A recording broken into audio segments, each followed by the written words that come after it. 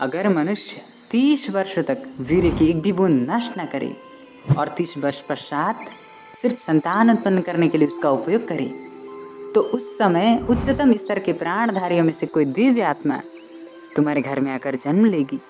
इसमें तनिक भी संदेह नहीं है। यह वीडियो आपके जीवन में अद्भुत क्रांति ला सकती है। इस वीडियो को देखने के लिए आप एयरफोन का इस्तेमाल करें। क्या नहीं किया ताकि वीर्य की पूर्ति हो सके, पर फिर भी ब्रह्मचर्य का पालन क्यों नहीं होता? तो समझना चाहिए कि मन के इस खेत में जो भी कर्म के बीज हमने बोए हैं वही फल हमें भोगने पड़ते हैं। जब तक कि तुम्हें सही गुण और आचरण नहीं आ जाते तब तक ब्रह्मचर्य संभव नहीं है। गुणों को धारण कर लेना ही श्रेष्ठ जीवन है। प्राचीन काल में शिष्य गुरु के पास ब्रह्म प्राप्ति और वेदों का अध्ययन करते हुए सावधानी से वीर्य रक्षा करते थे। जहाँ ब्रह्म का अर्थ परमात्मा महान ज्ञान और वीर्य से है। ब्रह्मचर्य एक ऐसा शब्द है जिसका स्वभाग भी मैं इस वीडियो के द्वारा नहीं बता सकता। अगर आप सिर्फ वीर्य रोकने को ही ब्रह्मचर्य समझते हैं तो आप गलत हैं। वीर्य रक्षा तो ब्रह्मचर्य जीवन का पहला कदम है। ब्रह्मचर्य क्या है? ब्रह्मचर्य एक छोटा सा शब्द है, परंतु इसका अर्थ बहुत ही व्यापक है। ब्रह्म का अर्थ परमात्मा महान ज्ञान और वीर्य से है। जहाँ चर्य का अर्थ है ब्रह्म के मार्ग पर चलना, अपने को महान बनाना, अपनी जीवनी शक्ति का संग्रह करना, उन्हें बिखेरने ना देना, अपनी पांचों इंद्रियों को वश में करके इन्हीं पांचों इंद्रियों के द्वारा ज्ञान को प्राप्त करते हुए परमात्मा में विचरना ही ब्रह्मचर्य का व्यापक अर्थ है। मन और इंद्रियों पर संयम रखने वाला ही सत्य ब्रह्मचर्य पालनहारी है। अगर किसी के मन में वासना जागी और तुरंत उसने भोग करके या अन्य तरीके से वीर्य हानि की, तो यह हम कहेंगे कि उसने संयम खो दिया। मन में उठने वाली वासना को हम इन पांचों इंद्रियों के जरिए ही सींचते हैं। क्या हो अगर आप आंखों से बुरा ना देखें, पर मन विचलित होगा। मन फिर उस काम को करने के लिए आपको विवश करेगा, क्योंकि जिसकी शुरुआत आपने इन पांचों इंद्रियों के जरिए की, अब यह मन का स्वभाव बन चुका है। पर स्वभाव आपके एक बार के संकल्प लेने से नहीं पलटता है कि मैं आज से कसम खाता हूँ कि आज से मैं यह काम नहीं करूँगा, नहीं करूँगी, पर वह फिर आएगा नए आवेग के साथ। आप फिर विचलित होंगे और फिर से एक बार वीर्य हानि कर बैठेंगे। आखिर यह सिलसिला कब तक चलता रहेगा? जिंदगी बस काट रहे हैं। जीवन में कुछ नया या चमत्कारी घटने की कोई उम्मीद इनके पास नहीं है। अपनी पांचों इंद्रियों को संयम पूर्वक वश में करने वाला, अपनी जीवन ऊर्जा की रक्षा करने वाले मनुष्य के हृदय में महानता का भाव स्वयं स्थित हो जाता है। उसके जीवन में क्रांति घट जाती है, एक नया द्वार खुल जाता है। उसकी काम ऊर्जा परमात्मा ऊर्जा में रूपांतरित होने लगती है। इस वीडियो को देखने के बाद आप में एक जोश आना चाहिए कि जो हुआ उसे भूल जाएं और चिंता छोड़ चिंतन करें। हम इंसान हैं, परमात्मा द्वारा बनाई हुई एक अद्भुत कलाकृति। हम में और जानवरों में भिन्नता है। हम बुद्धि से सोचकर सही या गलत इसका निर्णय ले सकते हैं, पर क्या हो अगर हम सोच का सही इस्तेमाल ना करें और गलत निर्णय लेते रहें, तो क्या होगा? हम जानवर से भी निचली श्रेणी में आ जाएंगे। और आज यही हो रहा है।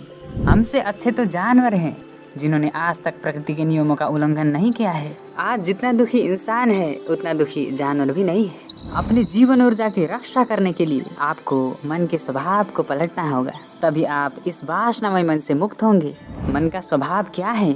अगर हम कोई भी चीज़ बार बार करते हैं तब वह मन का स्वभाव बन जाता है। जैसे कि इंद्रियों के जरिए मन को आनंद मिला, आँख इंद्र से देखा, त्वचा इंद्र से छुआ और मन को आनंद मिला।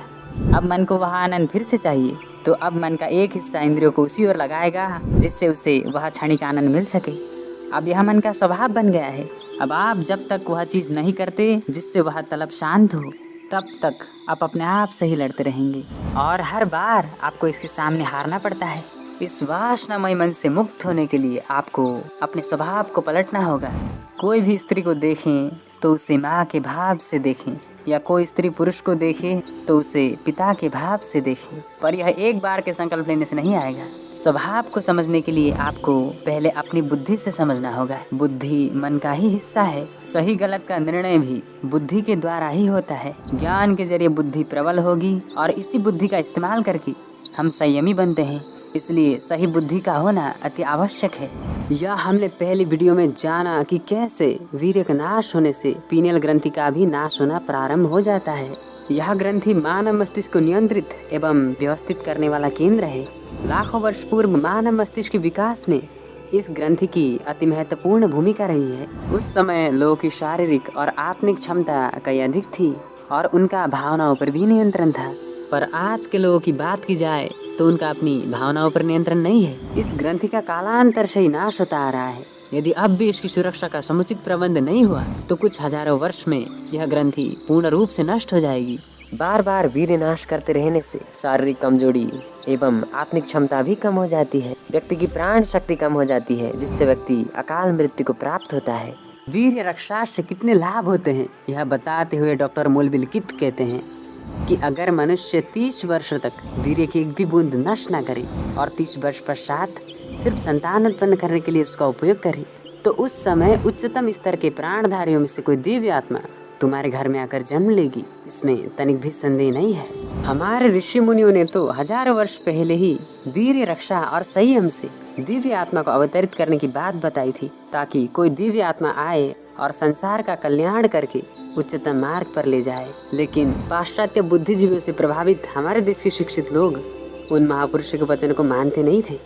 आज के बालक ब्रह्मचर्य किस वस्तु का नाम है यह तक नहीं जानते, बल्कि दुर्भाग्य से छोटे छोटे बच्चों में बहुत सी गलत आदतें तीव्र गति से फैलती जा रही है। क्या हम मानव जीवनचर्या चलाने के लिए ही यहाँ आए हैं? हमें जीवनचर्या चलाते हुए परमात्मा द्वारा दिए गए कार्य को भी पूर्ण करना है, तभी हम इस जीवन से मुक्त होंगे।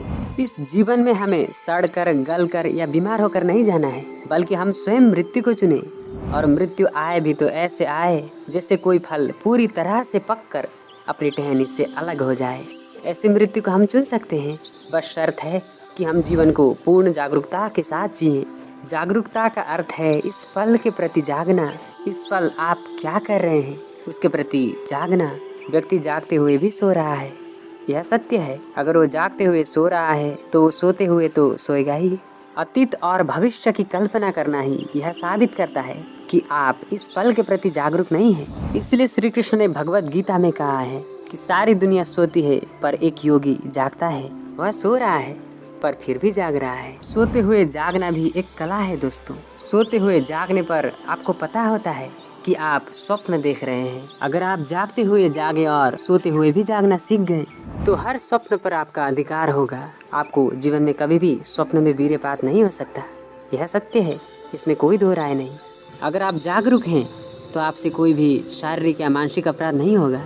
इस पल के प्रति जागने के लिए हमें एक नया द्वार खोलना होगा और वह है ध्यान का द्वार। हमें जीवन को पूर्ण जागरूकता के साथ जीना होगा, तभी हम इस जीवन से मुक्त होंगे।